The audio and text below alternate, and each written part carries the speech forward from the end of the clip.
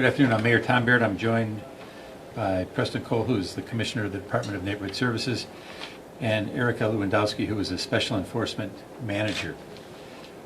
This continues to be a difficult time for our city, and it's a time when we're trying to come together and make sure that we are taking care of our employees. This morning I visited Ziggy's work site and I met with his co-workers. Preston had been there earlier. He had talked to the co-workers. There is a tremendous amount of grief. As I said yesterday, he was very respected. He was very well liked. He was known for his annual birthday party, Ziggy Fest, that he would hold every year. And when I talked to his wife yesterday, she said he had already begun talking about his upcoming birthday party, which would have been later this year in the summertime. Grief counselors were also on site this morning at that location. In addition, the Department of Neighborhood staff met with the District 2 chaplain and community prosecution unit members.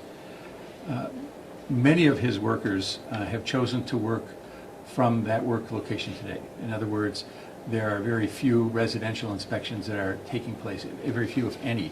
There may be some commercial inspections, but we felt it was appropriate to allow the workers to work from that work site today. The safety of our city employees remains our top priority in this situation and situations like this. This morning we held a cabinet meeting where we discussed the safety of our city employees, and that included obviously the two departments that are most known to the public, the police and fire departments, but also included the concerns that we have as an employer for members of the Department of Neighborhood Services, the Department of Public Works, the Health Department, the library, among other departments, that we want to make sure that our employees are safe and feel safe. At the meeting this morning, Maria Montagudo, who is a director of our employee relations, began assembling a group of individuals, and we are going to continue to meet to see what changes are necessary as we go forward to make sure that our employees are safe. Again, that remains the number one priority. We ask our employees, and we know that our employees use good judgment and work with the community prosecution unit members to determine if police involvement is necessary. They are also told, and I reiterated this to them this morning, if they feel uncomfortable, to get out of there. If they feel uncomfortable, to get out of there. The inspection that Ziggy was performing yesterday was not one that ordinarily would necessitate a police presence. So it was not one where we were working with the police department. It was not one where we were working with the community prosecutors. What he was doing was he was inspecting the exterior of a building that had code violations that had not been corrected. And that is the practice that we have for uncorrected code violations, that we return to the site on a regular basis to see whether they are being done. We all recognize that we lost a very valued member of our city service. We lost a very valued member of our city family, and we lost a very good family man and community member. Several employees have asked how they can help the family and pay tribute to Ziggy. In honor of Ziggy's life and in support of his wife, a number of colleagues at the Department of Neighborhood Services have established a fund at the U.S. Bank to assist through these trying times. Donations can be made at all U.S. Bank locations. Please make all checks payable to the Ola Ziskevich donation account, and we can get you more information for that. But we have worked with U.S. Bank and we have set up that account. As for the investigation, I have talked to Chief Flynn numerous times between yesterday, when I received his first call, and today. The chief has kept me updated, and when there's more information to share, the media will be updated. As I said, this is a very difficult time, and our hearts go out to Ziggy's family, to his friends, and to his co-workers. Again, I would ask the media to respect the family and our employees. When I was with his wife and son and daughter yesterday, they had asked specifically that their privacy be honored, and I continue to ask for that today. I would refer all questions related to the investigation to the Milwaukee Police Department, and again, as I said, when there's more information to share, the media will be updated. If there's any questions, I'm happy to answer any questions. Mayor, you noticed that the inspector was in a personal car.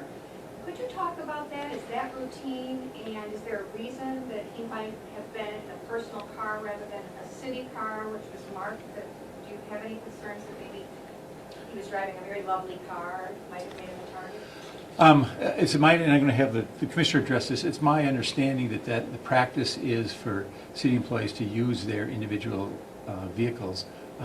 But Preston, do you want to address that briefly? Preston Cole, Commissioner of Neighborhood Services. Thanks for that question. This practice has been in play for a long period of time in neighborhood services, where the employees use their own vehicles and subsequently seek reimbursement for their mileage on a monthly basis.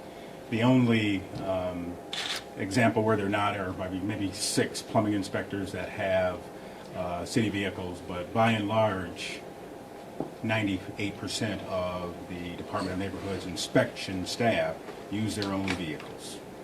And that's it. Any concerns that may create a safety issue?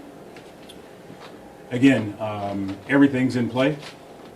We certainly are reviewing lots of policies and procedures, things that continue to work for us, things that we would take a look at, and much like that, that's an excellent suggestion. I think that you don't necessarily want to step on individuals' rights as it relates to the types of vehicles that they have, and we certainly would refrain from doing that. We have always left it up to them to provide vehicles that can get them to and from work and certainly out on the inspection. Is it common for inspectors to work by themselves? Has that always been the practice? And are you looking, obviously, people going to dangerous neighborhoods? Well, special ops, special enforcement. The Navy has special enforcement. MPD has special operations. The Department of Neighborhood Services has special enforcement inspectors. These are highly trained individuals who are embedded in Milwaukee Police Departments to do their work.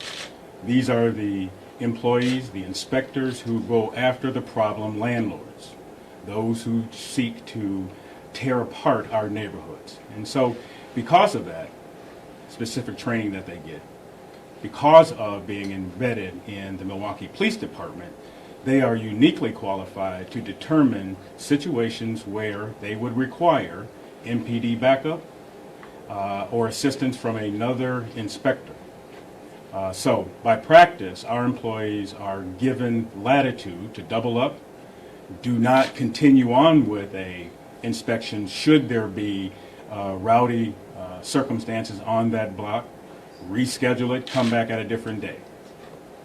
Was there any request for help aid yesterday or backup? No. Again, it's a routine inspection.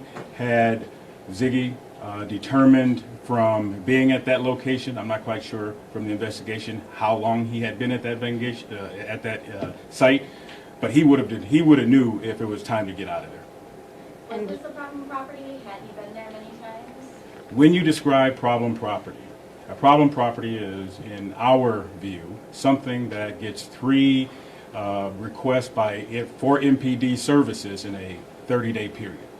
The property that he was in front of did not have such a problem notification. Was he close to retirement? We had heard reports that he was nearing retirement, possibly weeks away. I believe he was eligible for retirement, but he had let staff know that he loved his job so much that he would love to continue on for a couple extra years. As a matter of fact, his wife shared that with me yesterday. And let me just answer your question about the property. This is one of the reasons why we try so hard to get the landlords to clean up the property so that we don't have to continuously go back, and why we've set up the structure to try to encourage them to improve the properties. But I would also share with what the commissioner said. When I spoke to his wife yesterday, she made it very clear that he loved his job, and it was my belief that he was going to continue to work even beyond his 65th birthday. Mayor, are you aware of suspects being taken into custody? Again, I know that there's an ongoing investigation, and as soon as we have that information, we'll share it with you. What did you say to his wife? I tried to imagine what you could say. Well, it was the most difficult moment that I've had in this job, to go with her, and Erica and Preston were both with me. And there's not a lot you can say. You just deliver the news, and it was, not surprisingly, a very difficult time. Preston and Erica, I don't know if either of you could comment, but your co-workers, the people who work for you, how do you reassure them? This must be very emotional. I'm going to start, and certainly Erica can chime in. We met as a group. We have been absolutely rocked to our core. That circumstance presents challenges in, dealing with the emotion of what is currently happening. And we have to give our folks space. And giving them space to grieve is what we're doing. Erica? Okay, last question. Mayor Barrett, would you be able to, I know you guys are spending time grieving today, but the sheriff in Milwaukee had talked about, or Milwaukee County, had pointed out your approach to this specifically. Have you heard his comments or seen his comments? No. All right, thank you. Thank you very much. Thank you.